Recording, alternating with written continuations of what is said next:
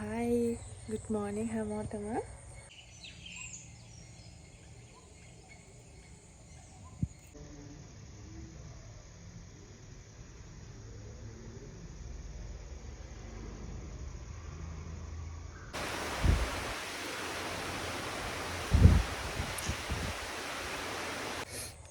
Hi, good morning හැමෝටම. අද උදේ ඉතින් පොඩ්ඩක් එළියට බැස්සා. රස කෑමක් හදන්න තමයි හදන්නේ උදේම. බලමු අපි අද මොනවද හදන්නේ කියලා. එන්නකෝ යන්න. ඉතින් මට නම් මේ වගේ ෆ්‍රී එකේ ඉන්න හම්බෙන දවස් ගොඩක් අඩුයි. ඉතින් ඔයාලත් කියාගෙන යන්නකෝ ඔයාලගේ නිවාඩු දවස් ඔයාලා කොහොමද ගත කරන්නේ කියලා. උදේම ආව ළමයි චෙරි කඩන්න. බලන්න ඒවා ලස්සනයි. ඇත්තටම මේවා රස නැති වුණාට ගහට තමයි ලස්සන ගොඩාක්. ගෙඩි දෙක තුනක් ඉදිරිය තියෙනවා. මම ඒක දෙක කඩා ගන්නවා.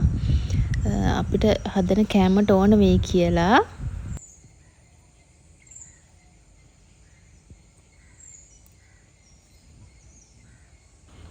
ඉතින් මෙහෙම තමන්ගේ වත්තෙන්ම කඩලා කන්න තියෙනවනම් ඇත්තටම මේක හරි ෂෝක් නේද? ඒ ඇත්තටම ගොඩක් සතුටුයි එහෙම තමන්ගේ වත්තෙන්ම එදිනෙදා කඩලා කන්න තියෙනවා නම්. ඒක හැමෝටම ලැබෙන්නේ නැහැ නේ ඉතින්. එන්නකෝ ඉතින් දැන් අපි මොනවද හදන්නේ කියලා බලන්න. මම ඉස්සෙල්ලාම මේ කලවම් කරගන්නේ Nescafe එකක්. ඔයාලට මේක කැමති නම් ඇඩ් කරගන්න පුළුවන්. නැත්නම් නොදා ඉන්නත් පුළුවන්. මේ වෙනුවට ඔයාලට කෝපි වගේ දෙයක් පාවිච්චි කරන්නත් පුළුවන්. ඉතින් බලමු අපි මොනවද හදන්නේ කියලා. මම මේ අරන් තියෙන්නේ ඇස්ට්‍රා. ඔයාලට ඇස්ට්‍රා බටර් මොනවා හරි ගන්න පුළුවන්. ඇස්ට්‍රා ග්‍රෑම් 100ක්, අයිසින් සීනි ග්‍රෑම් 250, කොකෝ පවුඩර් මේ සැහැඳි දෙකක්. ඒ ප්‍රමාණ වලින් තමයි මං හදන ප්‍රමාණයට ගත්තේ. මේ ප්‍රමාණයෙන් ඔයාලට 10කට 12කට වගේ මේක කෑමට ගන්න පුළුවන්. ඔයාලා දැන් දන්නවා ඇති මොනවද අපි හදන්නේ කියලා. අපි හදන්නේ මාරි බිස්කට් පුඩින්. පොඩි අයටත් මේක හදන්න පුළුවන්. oven එකකට දාන්න ඕනේ නැති හින්දා. ඔයාලත් ඉතින් හදලා බලන්න මේ මං හදන ක්‍රමය. මේක හදන ක්‍රම ගොඩාක් තියෙනවා. විවිධ ක්‍රම වලට කට්ටිය හදනවා. මම හදන ක්‍රමේ තමයි මේ තියෙන්නේ. මම අයිසින් සීනි ටික ටික දාන ගමන් තමයි මේ මික්ස් එක හදාගත්තේ. ඔයාලට ඇති හිතෙන ප්‍රමාණයක් වෙනකන් දාන්න. ඒකම කොකෝ පවුඩර් ටිකක් දාලා ඒකටම දාලා කලවම් කරගන්න. මේක ගොඩාක් ඝනකමට හදාගන්න එපා. එතකොට අපිට මේ හදාගන්න අමාරුයි. මේ ඒකින්ද ටිකක් අර දියාරු ගතියට වගේ තියනවා නම් හොඳයි. එතකොට අපිට මේ ඒක හදාගන්න ලේසි. මෙන්න මේ ගානට වගේ තියෙන්න ඕනේ. මම මේකේ රස වැඩි වෙන්න ෆ්‍රෙෂ් මිල්ක් මේ සැඳි දෙකක් වගේ එකතු කරගන්නවා. ඔයාට මේ වෙනුවට පිටි කිරි උනත් පාවිච්චි කරන්න පුළුවන්. ඔයාලකට අකමැති නම් ඒක නොදා ඉන්නත් පුළුවන්. ආයි මම එකතු කරගත්තේ වැනිලා. වැල්ලත් මේස හැන්දක් වගේ එකතු කරගත්තා. ඔයාලට පේනවද දන්නේ මෙන්න මේ වගේ ගානට තමයි මේක තියෙන්න ඕනේ. ගොඩාක් ඝනකමට නැතුව හදාගන්න. මේක හැන්දකින් ගෑරප්පුවකින් උනත් හදාගන්න පුළුවන්. ඔයාලට බීටරයක්ම අවශ්‍ය වෙන්නේ නැහැ. මම අර ටිකක් ඉක්මනට හදාගන්න ඕන හින්දා තමයි බීටරය පාවිච්චි කරේ. ඔයාලට බීටරේ නැතුව උනත් ගෑරුප්පුවකින් හැන්දකින් වගේ උනත් මේක කලවම් කරගන්න පුළුවන්.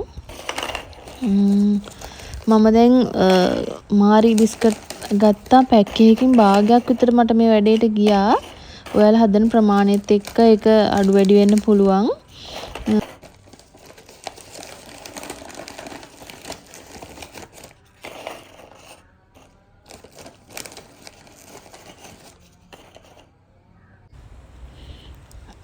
දැන් අපි මේ හදාගන්නේ කිරි මිශ්‍රණය. මම මේකට ෆ්‍රෙෂ් මිල්ක් තමයි පාවිච්චි කරන්නේ. ඔයාට ඉස්සෙල්ලා කිව්වා වගේ පිටි කිරි මේකට පාවිච්චි කරන්නත් පුළුවන්. මම මේක ටිකක් රස වැඩි වෙන්න කියලා තමයි කලින් Nescafe එකක් හදාගත්තේ. ඔයාලට Nescafe පාවිච්චි කරන්නත් පුළුවන්. නැත්නම් කෝපි වගේ දෙයක් පාවිච්චි කරන්නත් පුළුවන්. ඒ දෙකටම අකමැති කෙනෙක් නම් මේ කිරි විතරක් පාවිච්චි කරලා මේක හදාගන්නත් පුළුවන්. මම ටිකක් රස වැඩි වෙන්න කියලා තමයි Nescafe එකක් දිය කරලා ගත්තේ. ඒක ගොඩක් නිවිලා තියාගන්න කලින් හදලා තියාගත්තේ ඒක හින්දා. ඉතින් මම දැන් මේ අයිසින් එක දාගන්නවා මේකට. මොකද මේ අපිට කෑම එක හදාගද්දි අපේ පුඩින් එක හදාගද්දි මේක ලේසි මෙහෙම පයිපින් බෑග් එකකට දාගන්න එක. ඔයාලට හැන්දකින් උනත් දාගන්න පුළුවන්. පයිපින් බෑග් එකකට දාගත්තාම අපිට අර කොහෙවත් ගෑවෙන්නේ නැතුව මේක ලස්සනට දාගන්න පුළුවන්. එහෙම නැත්නම් හැන්දකින් උනත් මේක කරගන්න පුළුවන් හිමීට. මම මේ වගේ භාජනයක තමයි හදාගන්නේ. ඔයාලට පුළුවන් භාජනයක් ගන්න.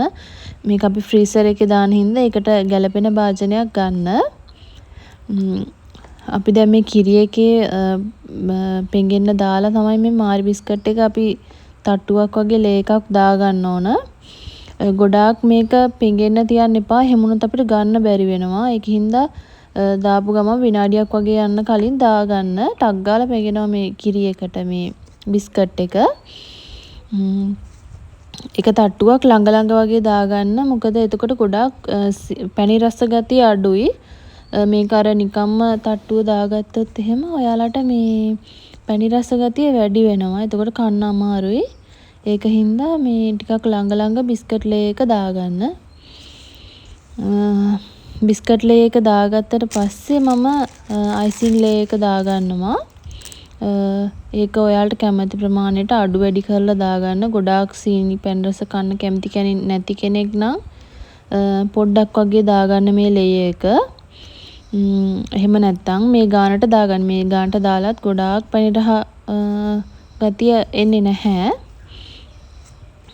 මේකෙන් දාලත් අපි මේක පොඩ්ඩක් අර හැම තැනටම යන විදිහට ස්ප්‍රෙඩ් කරගන්න ඕනි.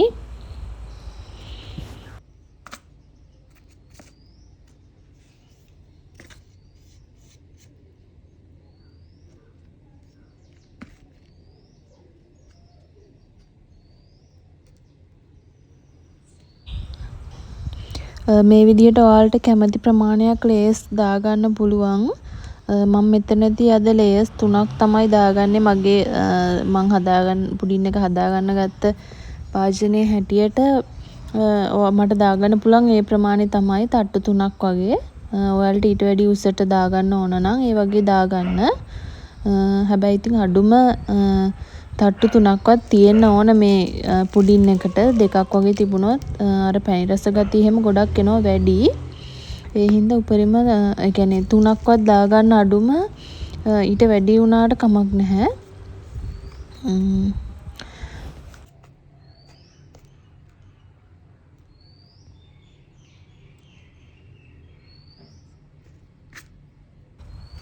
ඉතින් මේක ඔයාලට නිවාඩු පාඩුවේ නිවාඩු දවසට පොඩි අයත් එක්ක හදන්න පුළුවන් රස රෙසිපි එකක්. මම හිතන්නේ ගොඩක් අය මේකට කැමති. හදන්නත් ලේසි, ලොකු මුදලක් යන්නෙත් නැහැ. ඔයාලට ගෙදරදී ඉක්මනටම මේ වගේ කෑමක් හදාගන්න පුළුවන්. ඉතින් මම දැන් ඔන්න තට්ටු 3ම ලේස් 3ම දාගෙන ඉවරයි. දැන් තියෙන ඉතින් අපිට කැමති විදිහට මේක ඩෙකරේට් කරගන්න. ඔයාලට මේකට කැමති දෙයක් පාවිච්චි කරන්න පුළුවන්. මම නම් අද මේ පාවිච්චි කරන්නේ චොක්ලට් ටිකක්, ඩාර්ක් චොක්ලට් ටිකක් ඩබල් බොයිල් කරලා ගත්තේ. ඔයාලට මේ වුණාට නට්ස් වර්ගයක් හරි කැමති දෙයක් පාවිච්චි කරන්න පුළුවන්. නැත්නම් නිකන් මිල්ක් චොක්ලට් එකක් ඩබල් බොයිල් කරලා හරි මේකට උඩින් දාගන්න පුළුවන් නම් තව ගොඩක් රසයි. ඔයාලට කැමති විදිහට මේක මම කිව්වනේ ලස්සන කරගන්න පුළුවන් කියලා. ඇත්තටම අපි කෑමක් හදනකොට ඉස්සෙල්ලාම ඇස පිනවන්න ඕනේ. නැත්තම් ඉතින් මේක නිකන් අපිට කන්නත් පුළුවන් නේ. නෑ ඒකින්ද පුළුවන් විදිහට Tamanට පුළුවන් විදිහට මේක ඩෙකරේට් කරගන්න පුළුවන් නම් ගොඩක් හොඳයි. මේ තියෙන්නේ මම ෆ්‍රීසර් එකේ දාලා පැය 2කට පස්සේ තමයි මම මේක අරගත්තේ. ඔයාලට පේනවා ඇති ඒක ගොඩාක් ලස්සනයි. බලමු ඉතින් අපි මේක ලස්සන වගේම රසත් තියනවාද කියලා. වෙනද වගේම ඉතින් රස බලන කෙනා ඉන්නවා. අපි ආයෙන් අහලා බලමුකෝ මේක කොහොමද රසයිද කියලා.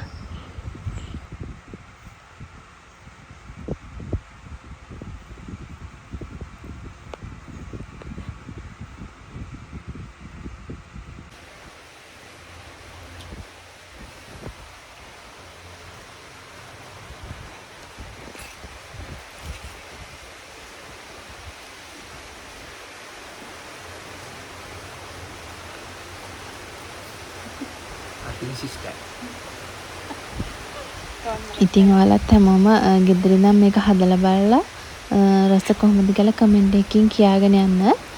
ආයෙත් ඉක්මනටම ලස්සන වීඩියෝ එකකින් එන්නම්. මගේ channel එකත් subscribe කරන්න කියලා ආදරෙන් ඉල්ලනවා ඔයාලා හැමෝගෙම. thank you මාත් එක්ක හිටිය හැමෝටම.